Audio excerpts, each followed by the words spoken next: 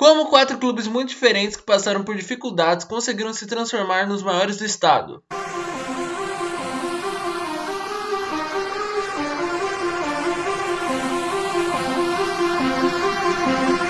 Santos. Bom, a história do peixe começa em 14 de abril de 1912, no mesmo dia do naufrágio do Titanic, quando o time foi oficialmente fundado por liderança de 3 esportistas da cidade. Eles eram Francisco Raimundo Marques, Mário Ferraz de Campos e Argemiro de Souza Júnior. Eles fizeram uma reunião de fundação nas dependências do Clube Concórdia nesse dia com outros 36 sócios e todos juntos se tornaram sócios fundadores. O Santos já tinha o futebol como seu principal esporte praticado, e em 15 de setembro de 1912 realizou sua primeira partida oficial contra o Ceará Santos Athletic Clube, e terminou em uma vitória do Peixe por 3-2.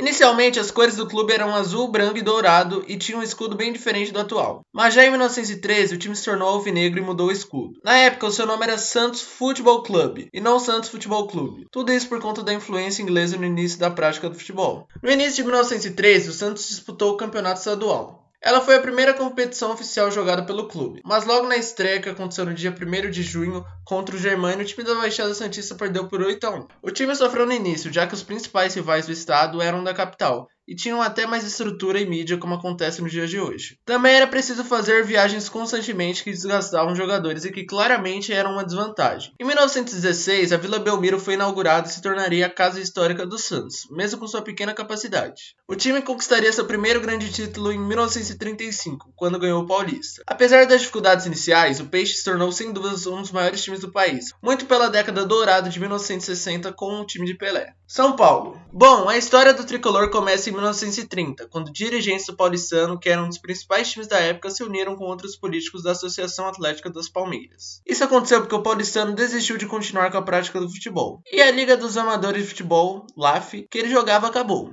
Muito porque a profissionalização já estava sendo posta em prática. Muitas pessoas ligadas ao paulistano ficaram revoltadas e decidiram criar o seu próprio clube. Foram atrás de parceiros e encontraram a possibilidade da parceria com a Associação das Palmeiras. Os dirigentes juntos decidiram que o nome do novo clube seria São Paulo Futebol Clube, em alusão e homenagem à cidade e estado em que ele tinha sede. Com isso, em uma reunião na Praça da República no dia 25 de janeiro, o time foi fundado. Na época, o tricolor era mais conhecido como São Paulo da Floresta, muito porque ele jogava no início de sua história no estádio da Floresta, que antes era do Clube das Palmeiras e tinha capacidade para cerca de 15 mil pessoas. O São Paulo teve problemas políticos e precisou suspender temporariamente seu funcionamento, mas tudo voltou ao normal já em 1935 com uma reorganização do clube. Existe atualmente uma certa dúvida de qual é a real data de fundação do clube por esse motivo, mas a verdadeira data é 25 de janeiro de 1930. O Clube das Palmeiras foi um antecessor formal do tricolor, já que os dois tinham o mesmo registro na Federação Organizadora do Futebol no Estado de São Paulo. Mas na prática a história é outra, porque o time ressurgiu das cinzas em 1935 com a insatisfação de alguns cartolas no novo clube. O tricolor se deu bem, porque o paulistano tinha um timaço e o São Paulo herdou o maior craque da época, que era Friedenreich, e também contou com outro grande jogador, que era Araquém. Com isso já começou a sua história vitoriosa diferente do Santos, porque conquistou o Paulista de 1931 e continuou sua trajetória vitoriosa até os dias de hoje. Palmeiras.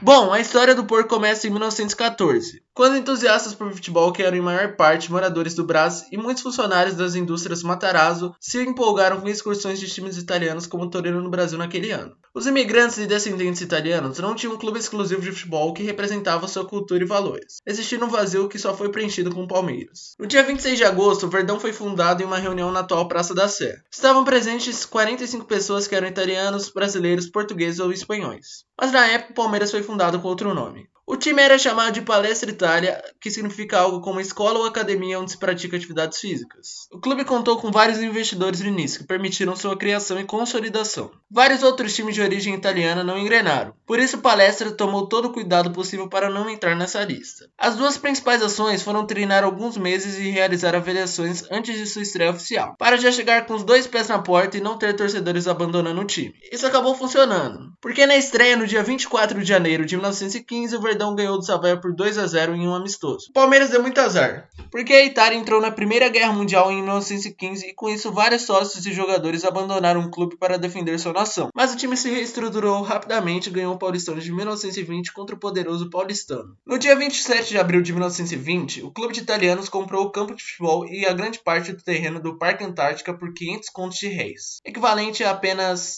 65 milhões de reais. O Verdão já tinha o Parque Antártica como sua casa através de um aluguel. Mas a compra definitiva desse estádio com capacidade de 15 mil pessoas na época ela alavancou de vez o time. Nas décadas seguintes, o Palestra se tornaria Palmeiras e continuaria sua história vencedora. Corinthians. Bom, a história do Timão começa em 1910, quando um grupo de 5 operários muito influentes fundaram o Esporte Clube Corinthians Paulista. Com mais 8 pessoas, eles se reuniram e se tornaram os primeiros integrantes e sócios fundadores do Timão. O nome e a criação do clube foi inspirado em um time inglês chamado Corinthians Football Club, que fazia excursão pelo Brasil e vencia com certa facilidade os brasileiros. Os operários precisavam de um local para mandar seus jogos, então eles acabaram encontrando um terreno baldio que já tinha sido um depósito de lenha, e transformaram ele em um campo de futebol, que ficou conhecido como Lenheiro. Ele também servia como centro de treinamento. Tudo isso foi possível graças ao sucesso do aluguel do terreno. Os sócios fundadores tiveram que fazer uma vaquinha para conseguir comprar a primeira bola de futebol, que na época era bem menos acessível, e só aceitavam dinheiro se os doadores aceitassem se associar ao clube. Com essas grandes dificuldades iniciais, o Corinthians tinha grandes chances de ser mais um time extinto em poucos anos de vida.